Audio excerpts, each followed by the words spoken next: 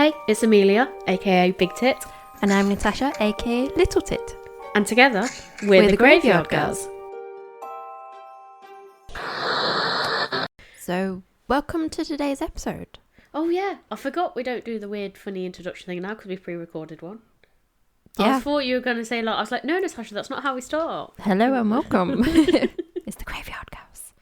It's one of your episodes today. It is one of my episodes today. And I've got a bit of everything in it, to be honest. Does it have Bigfoot? No. It doesn't. Aliens? Definitely not. You lied. You lied. What do you have for me then? Well, it's got ghosts. I do like ghosts. It's got murderers. I don't like murderers, but interested in what they do, I guess. Yeah. And a change in law. Oh, I might know the case you're on about. Maybe. Oh. I don't know. Oh, no. Maybe. Surface level knowledge. Okay. Well, in that case, hopefully, nobody else knows about it. And Okay. I'll be I sharing like surprised. insightful information. Okay. So, I want to take you back all the way to November in 1805. So, just a little while ago. Do you think you're from the Victorian times? I do wonder. I really Yeah. like these cases. Maybe that's what it was like when my first life was. Maybe. But also, it's a bit gory, like dirty and disgusting. Yeah. And I'm not going to lie, I quite like reading about that sort of stuff. It's just a fun time. Yes. I mean, And, like, not they if have you're loads there. Well, no. And I'd definitely have been like a pooey peasant. I wouldn't have been like high in society. I'd have been low class. But I don't know. It seems like a really interesting time. And they've got fun language as well. Yes. Yeah, Like, I they guess. just have bizarre words and bizarre customs. Like, it seemed like a whole other world, but it actually really wasn't that long ago in the grand scheme of things. I think that's why history is so fascinating, because like they're wearing those clothes and then there's a change. Yeah. It's like, how do they go from all that full bodice dress to what we wear now? I don't know. It's very weird. I think someone just gave up one day and Yeah. was like, do you know what, fuck it. Yeah. I'll wear what I want to wear. Yeah. And weirdly, we're kind of going back a little bit now. We're going to the 90s with like, not 1890s, 1990s. I don't know. There's some people that are like fully embracing it. Yeah, I think it just depends on your style, doesn't it? Yeah, I think so. But yeah, I just think it's a very good time for crime. Hmm. It was a lot of crime at that Yeah. time, to be fair. It is. And bizarre crimes as well. Yeah, I think because like there's no technology, so everyone can get away with stuff. Yeah, and then also I think they're very bored, which is why they were Yes. quite superstitious, and I think that's Yeah. where a lot of these ghosty things come into Yeah. play. I think that's why they so often believe it's something supernatural committing the crime. Yeah. No, you're right, I think, yeah. But yeah, so anyway, we're going all the way obviously back to 1805, and we are in Hammersmith in London. Oh, yes. I've told a porky pie actually. It's 1803, not 1805. I can't read my own writing. I was just it's like, just because I what? looked next to it, it said like next year in 1804, and I was like, what? I told a porky pie, sorry. So yeah, not 1805, it's 1803. But we'll get to 1805 eventually, so, you know, it's not too long before. Okay. Well, in Hammersmith in London, in England, for anyone that doesn't live in the UK, a ghost was about to wreak havoc. Oh. And he's about to haunt a whole load of locals. Now, at the time, the locals believed that this new ghostly figure to be the ghost of a man who had committed suicide just the year before. Okay, so very superstitious, as we already know. So the belief at the time was that anyone that had committed suicide should not be buried in consecrated ground, as their souls would not then rest. However, this man had been buried in a churchyard, Hammersmith churchyard to be precise. So the idea is he's come back as a ghost because he wasn't supposed to be buried in a churchyard because he committed suicide. They have buried him in a churchyard and now his soul can't rest. So he's haunting everyone. Okay. Okay. I don't know. Where are you supposed to bury them? I think it's not in a churchyard. So like you can get one, so either they'd have to be cremated and then you'd have the ashes, or I think there's other churchyards that like weren't actually part of the church. It was somewhere Okay. else. There is a theory that if you cremate the body, then the soul will move on, so then therefore there's no ghost. Yeah, because there was a thing as well in the olden times, like they had obviously the cemeteries in the church, which is mostly, you know, like they had obviously family vaults, and then over time they had other ones on the outside, but they also had other churchyards that would have been tiny, so it would have been for like outcasts and things like that, or people now they'd be mentally ill, but back then they were seen as like criminals all arranged. Yes, they're in the asylum. They can't taint the church ground, the church soil, so they bury them somewhere else, so that they can still, I don't know, they're buried somewhere and the family has somewhere to visit, but they're not, I don't know, tainting the other dead people. I think that's the basic grasp of it. In basic terms, it's a bit more complicated than that, and there's more religion mixed in. But if you want to look at it in very simple terms, that's effectively what it is. Yes. Okay, so this man, poor man's been buried in the wrong place. The ghostly figure was described as very tall, dressed in white, but sometimes was also described as wearing a calfskin garment, so almost like a little overcoat or like a little, not vest top. What's the? I was thinking like loincloth. Or like the like an apron, like the Flintstones. It could be, but also, oh my goodness, you know when men wear suits and they've got the little, it's not a half jacket, what the fuck is it called? They have a shirt, then they have a thing goes to the top, and then the waistcoat. That's the one. Oh yes, yeah, okay. That's what I'm imagining. Okay. I'm doing very well in this episode. I can't remember anything. Okay. Wait until later. Oh, bloody hell. So calfskin garment with horns and a large glass eye. So quite different sort of descriptions.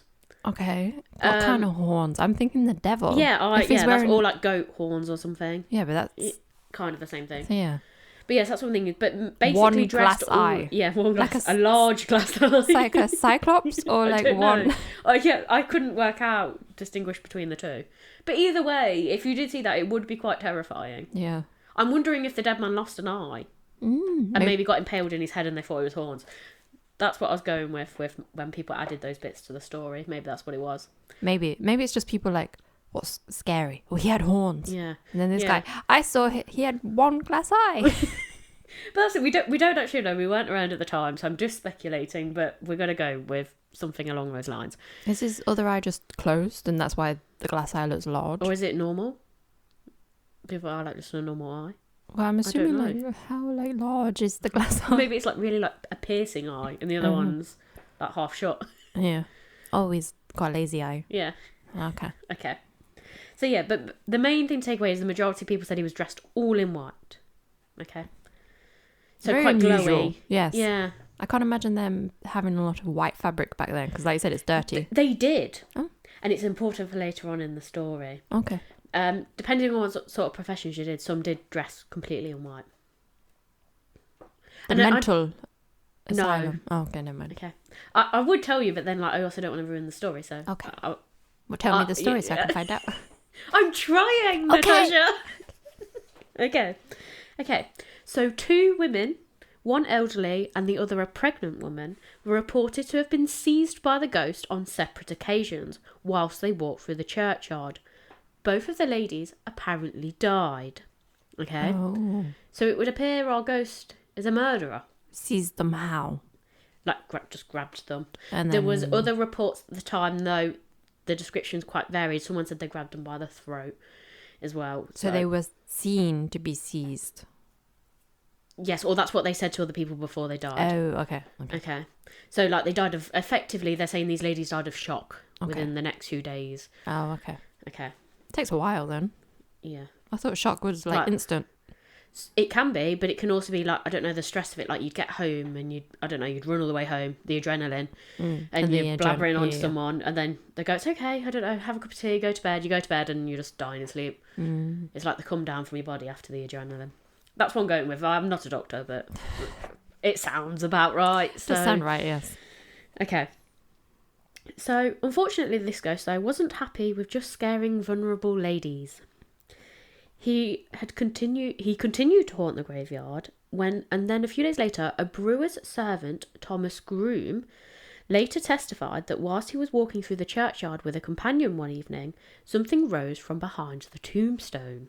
Okay, so classic little ghost. Yeah. Woo! Yeah. Okay.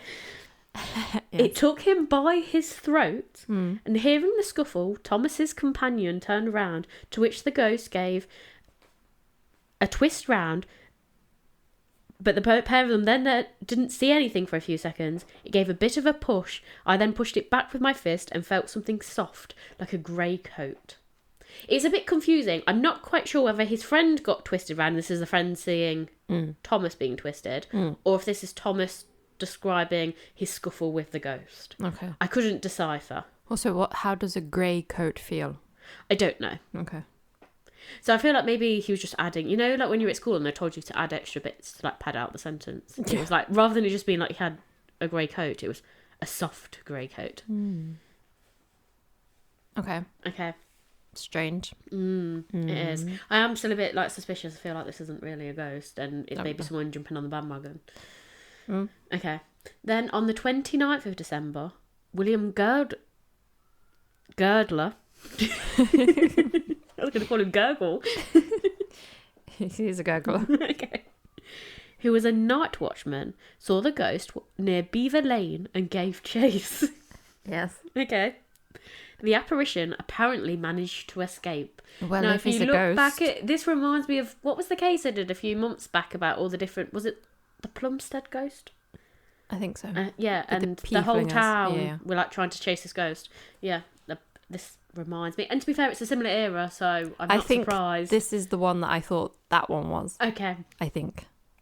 Obviously, with so many people frightened, and with London now currently not having a very organised police force, several citizens formed in. Fucking hell, I can't get the words out. Several citizens formed armed patrols in the hope of apprehending the ghost. Okay, and I think we both know where this is about to go. Yeah. Okay, one of the members of that patrol would be 29-year-old excise officer, which is like a tax officer. So they do like stamp duty, you know, when stuff comes in for import. So not exercising. No, it's Strange. excise. Oh, okay. Excise. I know, I wouldn't say exercise because I saw the word and I was like, no, it's not. Exall size. It's just excise. Okay. Okay. Exercise. But yeah, it's like stamp duty like now. That's what it'd be. They just check everything that comes in for import and make sure everyone's paying the right taxes. That's effectively his job. So yeah, 29-year-old excise officer Francis Smith. Now, whilst making his rounds on the 3rd of January 1804 at Beaver Lane, around 10:30 p.m, Francis met with William Girdler. Obviously, I feel like Girdler was a bit of like the head of this group. And William's about to dish out, like, you go and look at this street and I'll do this street. So they then agreed to go their separate ways to search for the ghost and cover as much area as they could, and would return and meet up again on the hour. So it was only 10:30, but they would meet back up at 11. Okay. Just after 11 p.m, Francis encountered Thomas Millwood. He was a bricklayer who was wearing the normal white clothing of his trade. So remember I said about the white clothing? Why would you wear white? I don't know. I didn't get that either. Because bricks tend to be red. You do have other colours, but you don't have white brick. I don't know. Maybe it was just for the time. Maybe. Okay. Interesting. Okay. So, Thomas Millwood had been heading home from a visit to his parents and sister. So he'd obviously been to work, then popped over with them. I don't know if he just went for tea or something. Was on his way. He probably stayed for an extra drink and then was like, should probably go home now and get some sleep before me early shift. Probably got to get up at 5 or something. Okay. So according to Anne Millwood, who was Thomas's sister, immediately after seeing her brother off, she heard Francis Smith challenge him, shouting, "Damn you, who are you and what are you? Damn you, I'll shoot you." I'm a bricklayer. No, so this is Francis saying it to Thomas. Oh, okay. So Francis is doing the thing. Obviously, Thomas comes out the house, says goodbye to Anne Millwood. Anne Millwood says bye, sees him off, watches wandering off, and the next thing she knows, Francis is like, "Stop, who are you?" Didn't really give much of a chance for Thomas to respond, because Francis then shot him in the left side of his lower jaw, killing him. Oh. Yeah, not very nice. No.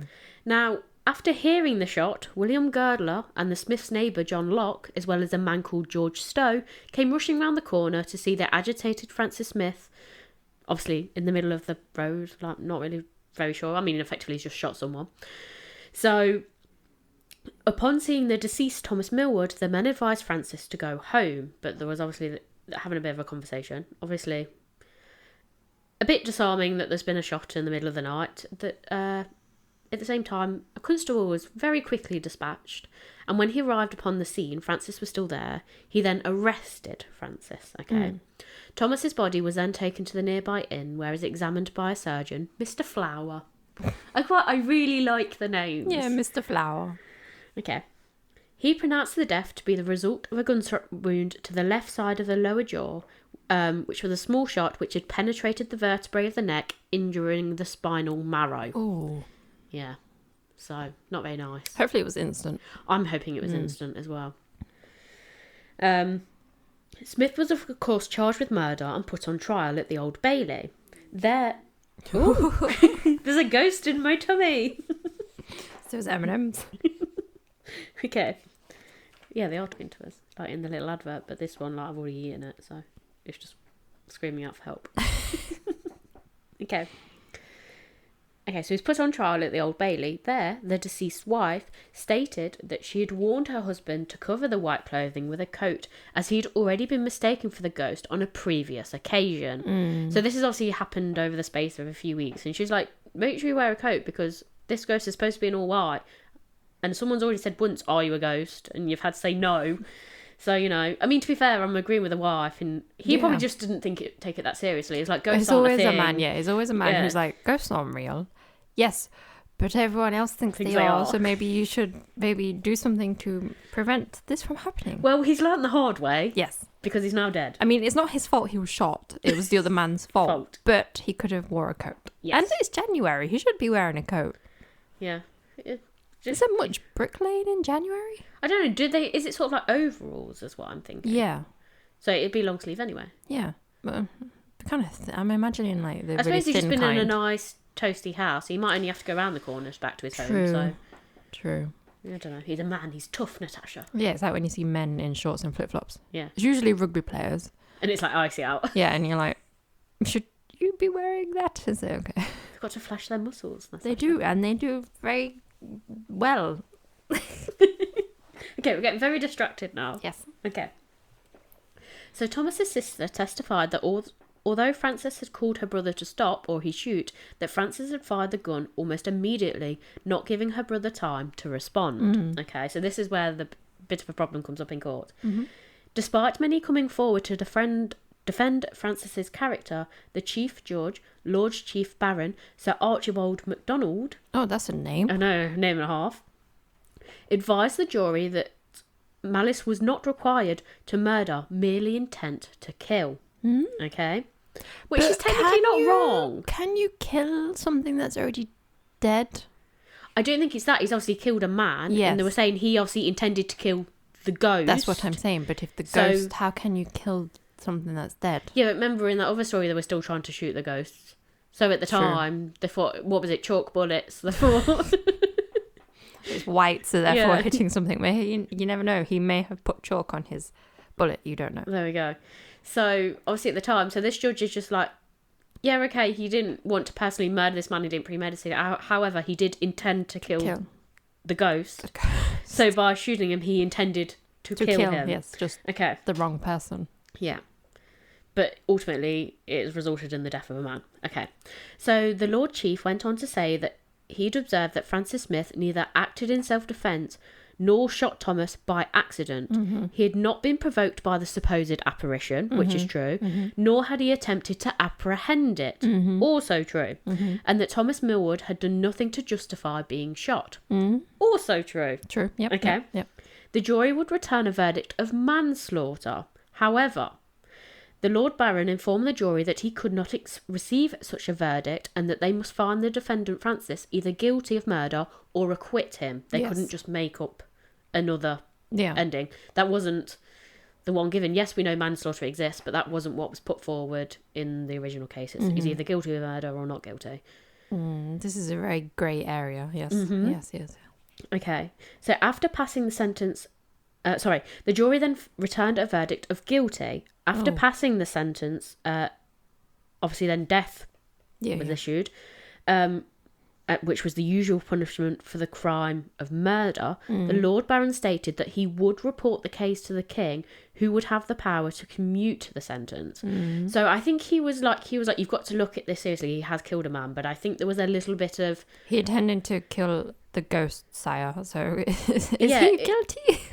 I don't think it's like... I think he knows the man wasn't a murderer, and he felt a little bit sorry for him, but also he has to dish out the law. So by reporting it to the king, that means the man had a chance to appeal to the king. So I think the Lord Baron, he's not wrong. No, it's very interesting. He has to follow the law, doesn't he? That's his job. It's interesting that the jury didn't acquit him. But I think because they would have found him guilty of manslaughter if that being given a chance, because he has killed the man. And but then the alternative is murder, and then he gets put to death. If the king agrees with that, if they acquit him, there's no risk of him being... But also then the family don't get injured, because ultimately Thomas was killed. He had other options. He could have apprehended him first. He could have given him more time. Or maybe that he could have just been in jail for a little bit of time. Well, we'll find out. Oh, is that the thing? Yes. Oh, okay. I solved it. Okay. So obviously it goes to the king, and once that happened, the initial sentence of hanging and dissection was then commuted to a year's hard labour. Okay. So I'm going to go back to the case. Yeah, it is the best alternative. I think the king understood it. Like, it was more like manslaughter, but that wasn't the original charge. So I kind of agree with it. Yeah. We can't let him do nothing, because ultimately he has ruined someone's life and the lives of the family. A year's hard labour, I think, is a good... It's very easy. Hard labour is not easy. He's still got to live with the guilt. He's got to live with the guilt, yes. And he's still got to pay for ultimately a crime, because there was other options, and he could have waited longer. Yes. I think that's the problem during this time. It's like there's hysteria, so it's just like he's not in the right frame of mind when he shoots this man. He's clearly scared. Yes. Yeah. And it's what he believes, which will come into the change of law in a little bit. Okay. But before I move on to that, I still had the big question of, if Thomas wasn't the ghost, who is the ghost? Oh, the man that may have committed suicide. It isn't. Okay. But we do find out who the ghost is. Oh, okay. I managed to find out. Given the huge publicity of the murder trial, the true culprit, John Graham, came forward. He was an elderly shoemaker, which is not what I was expecting at all, who had been pretending to be a ghost using a white sheet to frighten his apprentice. The reason he'd been doing this was because the apprentice had apparently been scaring Graham's family, in particular his children and grandchildren, with ghost stories, and like completely terrifying them. So he thought, do you know what, screw you, I'm going to get you back. Yeah. I'm going to scare you along the way. How that involves scaring other people, I'm not entirely sure. Is that true, or is that just copycats though? Well, he was obviously then... There was no record of Graham being punished for it, but apparently there was a police record. He made a statement that he came in and he said, I am the ghost, and he felt guilty because this other man, Francis, was obviously at this point his sentence hadn't been commuted, so he was worried a man was going to hang for a prank effectively that he was playing. But those two women that supposedly died from shock, well, they were listed as natural causes, but everyone said it was shock from them having seen the ghost. So either he's kind of having a bit too much fun scaring the original target. Yeah. And then just continuing. Or a copycat. Possibly. Could be someone else entirely. Or they genuinely did see a ghost. Or they saw a ghost, yes. Okay. But yeah, so this John, I mean, good on him for coming forward. He could have kept his mouth shut and not said anything. Yeah, well, he's obviously feeling guilty as well. Yeah. So good on him for that. So obviously, as we already know, the case doesn't end there. The question on whether or not acting on a mistaken belief was a sufficient defence to a criminal charge would be debated for more than a century. That was until in 1983 when the Court of Appeal heard the case of R.V. Williams. Okay, so this has gone on a long time. So people were like, still murdered. The law stated that technically they're still murdered, so they should be punished accordingly. Now, in this particular case, the guy appealing his sentence was Gladstone Williams. He'd seen a man dragging a younger man violently along the street, and the man that was being dragged was shouting for help. Mistakenly believing that that an assault was taking place, Gladstone intervened and injured the apparent assailant. However, it turned out that the apparent assailant was actually trying to apprehend a thief. Okay. Okay, Yes. so the thief was like screaming bloody murder, Yeah. like he's trying to kill me, blah blah blah. Yeah. He was actually in the wrong. Okay, Gladstone Williams was then convicted of assault occasioning actually bodily harm. Okay, during the appeal, the Lord Chief Justice Lane referred to this historic case, so going all the way back. Now this is a bit long and it sounds a bit complicated, but I want to read it out anyway. Okay, so obviously he has a bit of thing, and then this cuts in. Raised issues of law which have been the subject of debate for more years than one likes to think about, and the subject of more learned academia articles than one would care to read in one evening. It then goes on for a bit and cuts back in.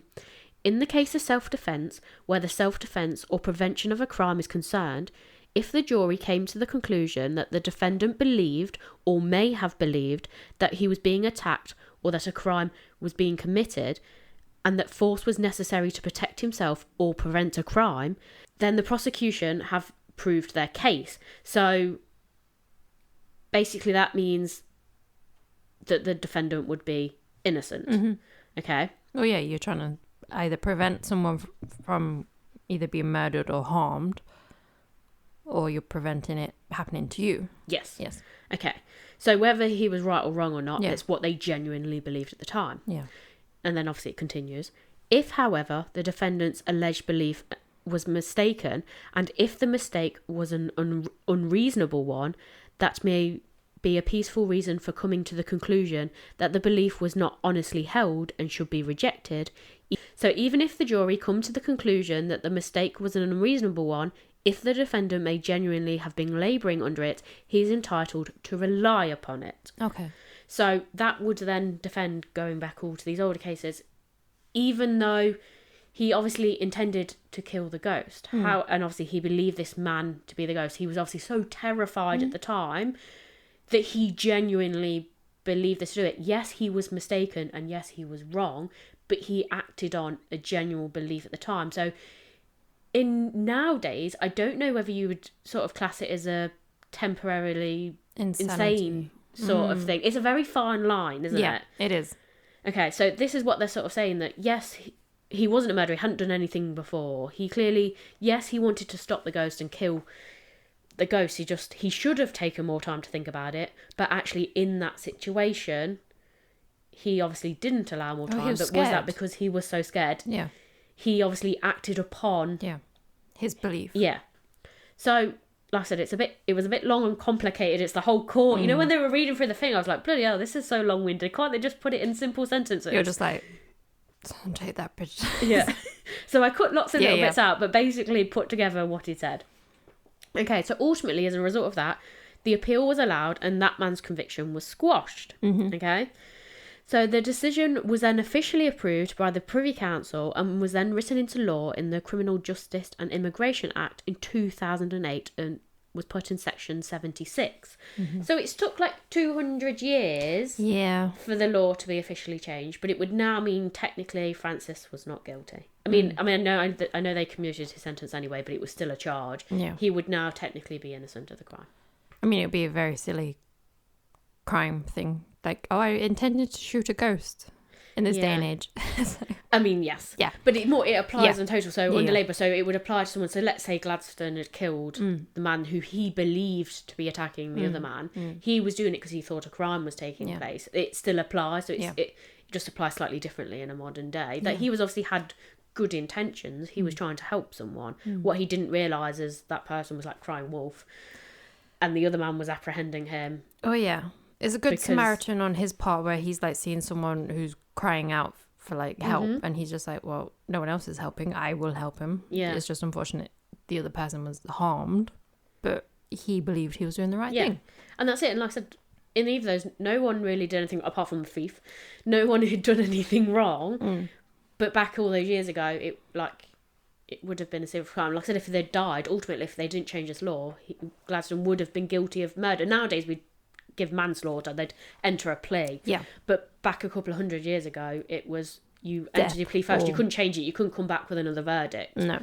So obviously that was I mean, Francis just got lucky that the Lord Chief Baron, Sir, what's his name, decided to still send it to the king. Because if he hadn't, then he literally would have been for the crime. So I thought it was a very interesting one. It is. I said it had a little bit of everything in. It was the one I had heard about, but I didn't know it changed the law. I don't think. But yeah, so there you go. So poor old Francis all those years ago obviously shot Tom. I mean, Thomas More was probably the most unfortunate one out of the lot because he died. Yes. And but he should have listened to his wife. Yeah, he should have. So if there's any men out there, you know when your wives are nagging you, they're doing it for a good reason. It's so not you don't nagging. Get shot. It's so, yes, they love you. That's why I hate it when they're like nagging. So I'm not nagging. I'm just trying to look out for you. I know what's best. Yeah, there we go. And she did know what's best. Yes. Just didn't listen. Yeah. But yeah, so I don't know whether the other two ladies was genuinely they died because of the ghost or whether that's just people jumping on the bandwagon and going to the press at the time. They genuinely thought a ghost was in the graveyard. Yeah. Why did they walk through the graveyard? I don't know. I was also very suspicious about the amount of people that walk through graveyards at night time. Yeah. But maybe that was just a thing for the time. Because you think they work long hours. They would have worked like 6 till 6. Then a lot of people, once they finish work, they did go straight to the pub, let's be honest. Yeah. So once you've done that, had a few drinks, start walking home, it is going to be like between 9 and 11 at night. If that was me, I'd avoid the graveyard altogether. Yeah, but I remember I had to cut through like behind the cathedral. But would that be cleaner? Because I'm thinking, the streets, like the cobbled streets, it's still going to be quite shitty. Yeah. So it's mostly horse-drawn carriages. You're thinking, like, I don't want to get my shoes dirty. I'll just cut through the graveyard. That would be the cleanest place. Because weirdly, although it's spooky, the graveyard would be the cleanest place. And apart from the pretend ghosts that are lurking about, it's actually the quietest. You know what those two were? It was like the vicar drunk in the graveyard, and he's like, "Oh, hello," and they're like, he's risen from the tombstone. He's just pissed in the graveyard, and then he sees people, and he's like, "Oh, hello." That's it. And he's just like, "Oh shit." He tripped and stumbled a few hours earlier, and now his time has risen, and he's scared the back. living shit out of 2 women. I just love it. It wouldn't happen nowadays because it's a superstition of the time. But I just love how all these ghosts are all in and around at the same time. Well, it's kind of like those killer clowns all those years ago. It's kind of like that. It is a little bit. But I just like how everyone was like, we'll just shoot the ghost. Yeah, because that's the logic. We'll get the police to arrest them. I liked that in the other one when they're like, the police can arrest it. The police can do anything. How do you arrest a ghost? I still haven't worked that one out. You have iron handcuffs. Okay. Because iron's supposed to... I don't know. I think iron's supposed to keep the spirit. Is that why some ghosts have ball and chain? I think I asked this before. I'm not too sure. Well, in one of the things, I can't remember what it's for, the original ghost from like ancient Greek, they had the ball and chain, which was very confusing. Were they just slaves? I don't know. I think so. Dead slaves. I don't think so. Because where does like the ball and chain actually come from? It might be from slavery. Yeah. Possibly. I don't know. But yeah, anyway, we went off on a bit of a tangent in the end. Yeah. There. But yeah, no. Hopefully everyone enjoyed another little ghosty case. I thought it was a good way of tying in ghosts with murder. Yeah. And a bit of law. A bit of everything. I enjoyed it. Yeah. Thank you very much. Didn't have everything you liked. Okay, well, it had a good mixture of things. I take my previous comment back. Had most of everything. Yeah, it's not just one thing. It's a good mixture. It is a good mixture. A full packed case. Yes. I think that's it for today. It is. In the meantime... Keep creeping. And we'll keep digging.